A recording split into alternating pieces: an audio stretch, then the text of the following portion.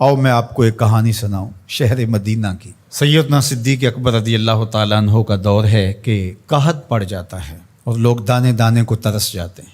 आपने ऐलान किया कि शाम तक मसला हल हो जाएगा। क्यों कि हज़रत उस्मान गनी रज़ी अल्लाह ताला अन्हु का तिजारती काफ़िला वापस आ रहा था मदीने में। 1000 ऊँट गले से भरे हुए शहर मदीना में पहुँचे। ताजर पहुँचे और उन्होंने कीमत लगाई कि जो चीज़ 10 रुपये की आप ख़रीद के लाए हैं हम 12 रुपये में ख़रीदने के लिए तैयार हैं। हज़रत उस्मान गनी ने कहा कि मुझे ज़्यादा नफ़ा चाहिए, मौका है, नफ़ा ज़्यादा से ज़्यादा कमाएं। हज़रत उस्मान गनी बहुत कामयाब ताजर थे, तिजारत के उसलूब को समझते थे।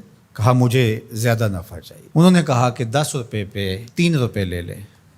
आपने कहा मुझे इससे भी ज़्यादा चाहिए। हत्ता कि उन्होंने 10 रुपये के माल पर 15 रुपये ऑफ़र कर दी। आपने फरमाया कि एक ख़रीदार ऐसा है जो 10 गुना दे रहा है, मैं तो उसे बेचूंगा।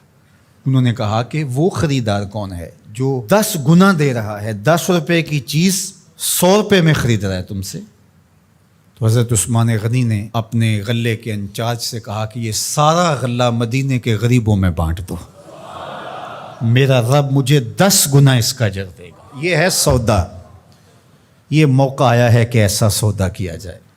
तो मुश्किल की घड़ियों में ये सोचें कि आज वो अपने बच्चों को लेकर के सड़क के किनारे बैठे हैं, 5-5, 6-6 करोड़ के बंगलों में रहने वालों, उनकी आरज़ू क्या है? एक खैमा कहीं से मिल जाए और उसको तान करके बैठ जाए, बीवी बच्चों के लिए पर्दा भी हो जाए और जुलसा देने वाली धूप से भी बच जाए। ये उनकी आरज़ू है, ये तमन्ना है। और हम उस खैमे को 2 गुना 3 गुना महंगा करने जा रहे हैं। ज़रा एक लम्हे के लिए सोचो कि अगर हमारे बच्चों को यूं सड़क पे आना पड़ जाए, हम अल्लाह के लाडले तो नहीं हैं, इब्तलाओं और आजमाइशों से हमें भी गुजरना पड़े, आसूदा हाल लोग मांगने पे आज मजबूर हुए।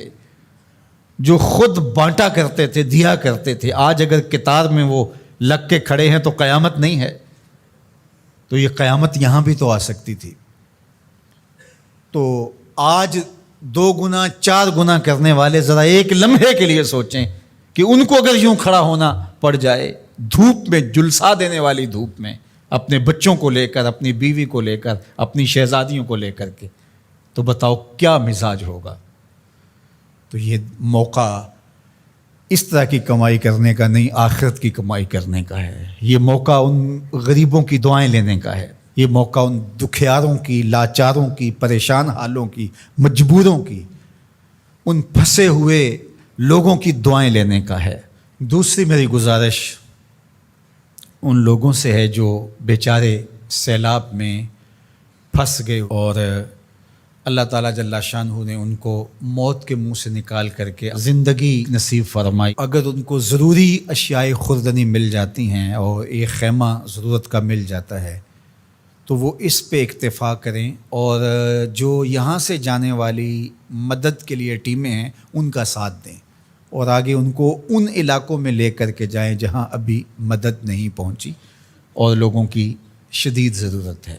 तीसरी बात मैं हुकूमत वक्त से कहना चाहूँगा वो ये कि जो हुकूमत अज़ ख़ुद उनके लिए पैसे मुख्तस करती है और पूरी दुनिया से उनके लिए जो अमदाद आ रही है उसकी एक एक पाई उन हकदारों तक पहुँचनी चाहिए। माजी के तजुर्बे अच्छे नहीं हैं, बड़े तल्ख़ तजुर्बात से हम माजी में गुज़रे हैं, ये उनका हक़ है।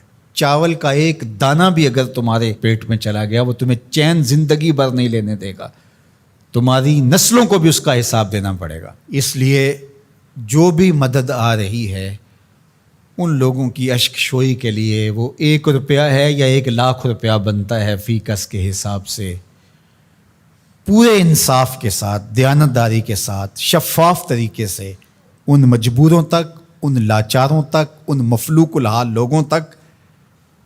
आप तो अच्छे घरों में रह रहे हो, आसूदा माहौल है, हर तरह की खैरियत व आफ़ियत अल्लाह ने महफूज रखा है, तो हवस किस चीज़ की?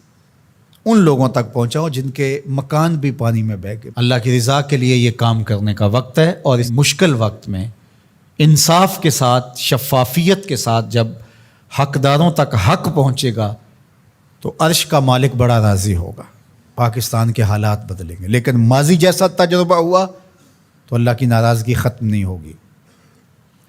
تو یہ میں گزارش کروں گا کہ شفاف طریقے سے آیان سلطنت کی ذمہ داری ہے اس آنے والی امداد کو ان تک پہنچائیں۔